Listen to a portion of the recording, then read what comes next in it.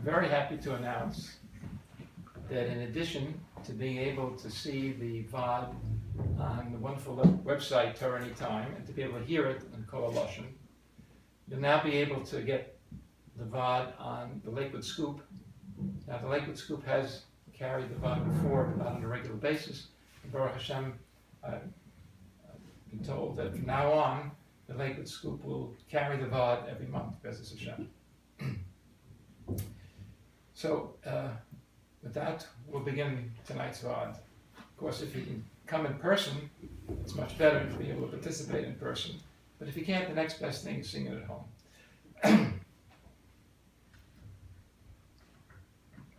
How could you do such a thing? What were you thinking? You know, the Eibishter gave you a brain. You're supposed to use it. I know why you did that. Because your family acts the same way and you're just the same as they are. You know, you really never think of anybody else except yourself. Now, if some of you here are having a sense of deja vu, you should. Because that's how we began the Vaad a few months ago, number 24, those of you who remember. And at that Vaad, which was entitled When Your Spouse Insults You, we gave a strategy that someone could use if they're being insulted by their spouse in order not to answer back. And we got a lot of comments that came in on our comment line, which for those of you who don't know is Chinuch Vaad, 2 A's, 123 at gmail.com. And as I mentioned before, by the way, I'm not really able to answer personal questions that come in or personal comments. There's too many comments that come in, but I do see all of them. They're all sent to me, and I do get to see them all. But a number of comments came in that questioned whether that's the approach one should use even if someone is being verbally abused on a regular basis. So I want to read one of those that came in. Dear Dr. Wikler, a good tavach. I very much enjoy listening to your lectures on Torah Anytime. I would like to suggest a topic that I think would be beneficial for me and your listeners. When a spouse insults you around the kids, how do you respond so that your credibility as a responsible parent is not diminished and the kids will still respect the shamed parent? Another core issue or question is, how do you then communicate to your kids that this shaming behavior is not appropriate so that kids will not grow up thinking it's acceptable or beneficial to insult the spouse in public? Please take this topic into consideration for future Vaad. Well, that's what we're going to talk about tonight. When a spouse is verbally abusive to you. Now, I want to distinguish between an occasional, rare insult that your spouse may utter at a momentary loss of temper and then get back to their normal, even-keeled, calm, normal self. And insults that are delivered not in private, but in public, chalila in front of the children, on a regular basis, where spouses may be raising their voice and shouting at the other spouse in front of the children, hurling insults and ridicule. Now, I'm not suggesting, chalila, that any of you here would ever do a thing like that. I'm sure just coming to the Vaad is inoculation preventing any of you from acting that way. And I certainly hope that none of you have spouses at home that act that way. However, I do think it's quite possible that at some point in your life you're going to run into a friend or a relative whose spouse does verbally abuse them. And then you need to know what to be able to advise them. I mean, aside from giving them my phone number, but you have to know what practical advice you could give them if chalila they're in a situation where they're being abused verbally at home by the spouse. Now, in Vaad number 24, we gave a strategy for not answering back. However, that was intended for when you're insulted privately or you're criticized privately, not to answer back. However, if you are criticized in front of the children, or your spouse is yelling at you and insulting you in front of the children, then you have to answer back. And you should, for two reasons. One, because I think that's what the Ramban wants you to do. Now, how do I know the Ramban wants you to do that? Well, in Parshas Kedoshim, we have the pasuk, Lo sisne es achicha b'levavecha. Don't hate your brother in your heart. Hocheach torchiach es amisecha. Surely you shall rebuke members of your people. V'lo sisa alav chet, and don't bear a sin because of him. Now, most of us would, myself included, looking at that pasuk, would assume that when it says Hocheach Torchiach Es Amisecha, talking about if someone is committing an avera. If Chalila, you see someone taking his fork on Shabbos and removing the bone from the fish, it's boirer. You have to tell him he's doing the wrong thing. He's desecrating Shabbos. That's how we would assume, and I would assume that's what the pasuk is referring to. But the Ramban looks at it a little bit differently. And he says as follows. Hanochan be'enai, not my eyes, the Ramban's eyes. And this pasuk says, the Yomer HaKosev pasuk says, Al tisnes achicha b'levavecha. Don't hate your brother in your heart. Ba'asoso lecha shelo kirtzoncha. That he does something not against the Torah, not an avera, the Eraisa, the Rabbanan. He does something that upsets you, that bothers you. It's not what you wanted him to do. Aval hochichenu madua ata kacha asisi imodi. So you have to reprove him. Say, why did you do that to me? Why did you act that way? You have to respond. Velosi so alav chet, and don't bear a sin because of it. What's the sin that you bear? Lachaso sinaso, to cover up your resentment, belivcha in your heart, below sagidlo, not to tell him. Your spouse just publicly disgraced and embarrassed you. Of course you're upset about it. Of course it's irritating. Now you're not going to let them know that it bothered you. The Ramban says that you're bearing a sin because of him if you don't tell your spouse that they insulted you. Why? Because when you will rebuke him, he can apologize to you. Didn't realize it's so offensive, didn't realize you were hurt. Give him a chance to apologize. Oh, or another possibility, Yashuv v'yisvada el cheto. Maybe he'll acknowledge his sin. You know, I was wrong. I made a mistake. You're right. And then you'll forgive him. So the Ramban is saying that when someone upsets you to the point where it's really going to bother you, and you're not going to be able to forget about it and put it out of your mind, and you're going to resent it, then not telling him that he bothered you is bearing a sin because of him. You have to tell him, because then he can correct himself, apologize, and so on. And I said there's two reasons why you have to. One is that the Ramban makes it clear that that's something you're obligated to do. The second reason is that if you don't respond when you're publicly embarrassed and disgraced in front of the children, it hurts the children. How does it hurt the children? It hurts them in two ways. Number one, as the letter writer indicated, the children get the wrong message that this is acceptable behavior. One parent is being verbally abusive to the other parent, and the other parent doesn't say anything. Doesn't comment, doesn't make any response. Quiet, still. Child thinks, well, I guess that's okay, that's normal. And it's not normal. And the child needs to know that that is not normal.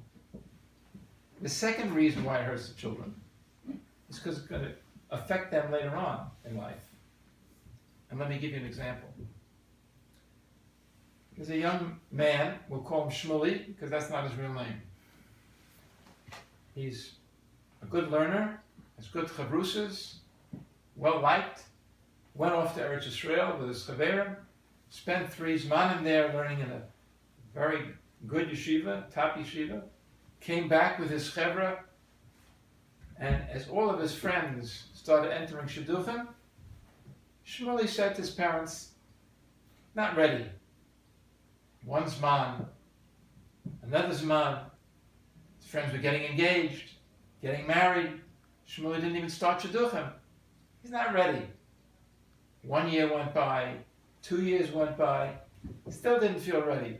Learning nicely, good chavrusas, well-liked, terrific reputation. Not starting shidduchim. Parents are getting plenty of calls. No, not ready, not now. After a couple of years, his parents were getting on his case. What do you mean you're not ready? What's there to be ready for? You're old enough. Your friends are getting married already. Life is moving on. You got to start shidduchim. Not ready. So he was encouraged to meet with a therapist, and he came to see me. So we started exploring why he's not ready. Well, he didn't feel he had enough confidence. Well, that certainly could interfere with dating in shidduchim if you don't have confidence. So we started working on that, building his confidence. But he still felt in certain social situations, he felt overly anxious and nervous. And he did suffer from a kind of social anxiety. Well, that certainly can interfere with shidduchim. So we started working on that. Well, we were making progress in overcoming his social anxiety and making progress in building his confidence. He still didn't feel ready to start shidduchim, so we started digging a little deeper. And we dug a little deeper. I started asking him, tell me what your parents' marriage was like. And that's when we hit pay dirt. Because his parents had a terrible marriage. His father was very abusive of his mother. And Shmuley was terrified. On the one hand, he was terrified that he shouldn't, Khalila, end up being victimized by his wife the way his mother was victimized by his father. And at the same time, he worried that he may end up repeating his father's mistakes because that was his role model. That's what he grew up with. That was his father. And he saw his father verbally abusing his mother. He was always afraid maybe he's going to do that. And he was so terrified of repeating his parents' poor marriage that I understood why he didn't feel ready to enter shidduchim. Well, once we identified what was holding him back, we were able to address that issue, work it through, and Baruch Hashem, eventually he did become engaged and got married.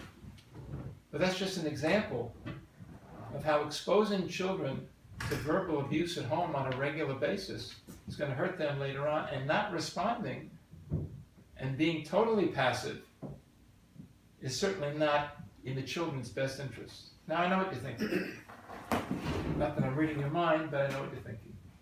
You're thinking, hey, Dr. Wikler, what about the Gemara in Shabbos, Peiches on the base? So I just happen to have a Gemara Shabbos right here. And we can turn to Daf Peiches on the base. And I know what you're referring to, but I'll read it for those listening at home that don't have a Gemara in front of them. Tana Rabbanan, the rabbis taught, Aluvim ve'enin ovim.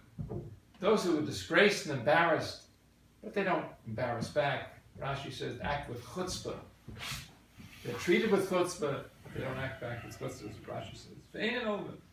Shom cherpasim, they hear their disgrace. Ve'enin meshivin, and they don't answer back. Osam me'ava, they accept this with love. The shomrin b'yisurin.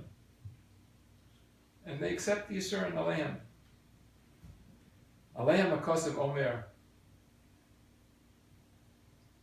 Oavav Ketseis Hashemesh B'Guraso, they're beloved to Hashem like the sun going out in its strength.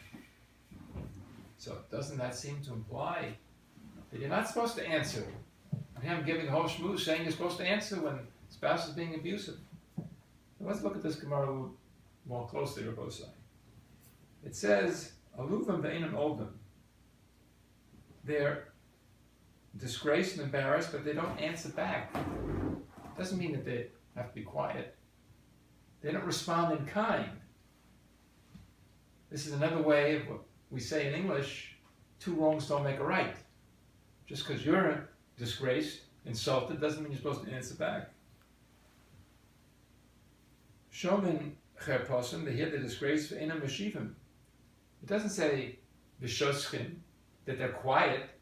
Inam v'shivim. V'shivim means you give back in kind.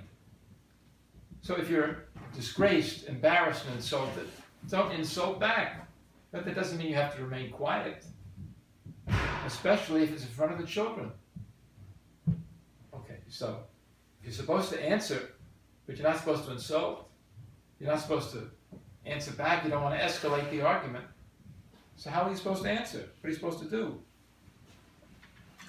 So I'm not saying it's easy, but I have a simple formula. It's easy to remember, just like it's Vaad 1, 2, 3. I have 1, 2, 3 steps to follow. If you or anyone you know or anyone you will know is being targeted by their spouse for verbal abuse, insult, and ridicule, especially in front of the children, step 1 is to say, can we discuss this later? Now that's answering, but it's not insulting. It's not answering back in kind. But you're giving everyone who hears this the message that you believe it's inappropriate to be discussing this in this way in front of the children. Can we discuss this later? Now, if your spouse picks up the hint and realizes this is inappropriate to be discussing now, especially with the kids here, so your spouse will calm down, collect themselves, and later you'll discuss it, thrash it out, hash it out, and discuss it as necessary, but not in front of the children. Now let's say your spouse is so worked up, no, we've got to discuss it now! I'm not discussing this later, this just happened, I can't, gotta get off my chest! So step 1 didn't work. So you have to bump down to step 2. Step 2 is, okay, we'll discuss it now, but can we discuss this in the next room? Let's go out. And even if you go into the next room and the kids hear loud voices, it's still not the same. It's still letting the children know that you haven't totally lost control, that you're able to at least control yourselves enough to go to the next room, and they don't have to be exposed to all the details of what's going on between the two of you. And even though they'll know that you're objecting to the way you were treated, you're opposing the manner in which you were spoken to, but you're still not criticizing your spouse in front of the children, even though you're being criticized. And you're changing the venue so it can be discussed behind closed doors. Now, again, I know what you're thinking. Well, that's fine if your spouse is going to go next door. But what happens in a case where you're being yelled at and you say, let's discuss it? No, we're going to discuss it now. Can we discuss it? No, we're not going next door. We're going to discuss it right now at the table. We're going to have this out right here now. The way you're acting to me is disgusting. And you get yelled at and disgraced and embarrassed at the table in front of the children. What's step 3? Step 3 is literally to step out. Now, it's not strike 3 and you're out, but you leave. You walk out of the room. No one should allow themselves to be abused, especially in public, in front of the children, and just sit there and take it. So you don't have to say anything. You already said something when you said, can we discuss this later? You already said a second thing when you said, can we discuss this in the next room? And if that didn't achieve any results, you pick up and you walk out of the room. And what happens if you're followed? Then you walk out of the house. Now, it doesn't mean you go to Florida. It doesn't mean you get in the car and you drive to California. No, but you can walk around the block, go out a few minutes, and come back. If your spouse has calmed down, then you'll discuss it later. If your spouse hasn't come down, you'll repeat steps 1 through 3 until they do calm down. What's going on here, Rabbosai, is very simply what could be referred to as an adult tantrum. You know, adults can have tantrums too. They're more serious than when children do it.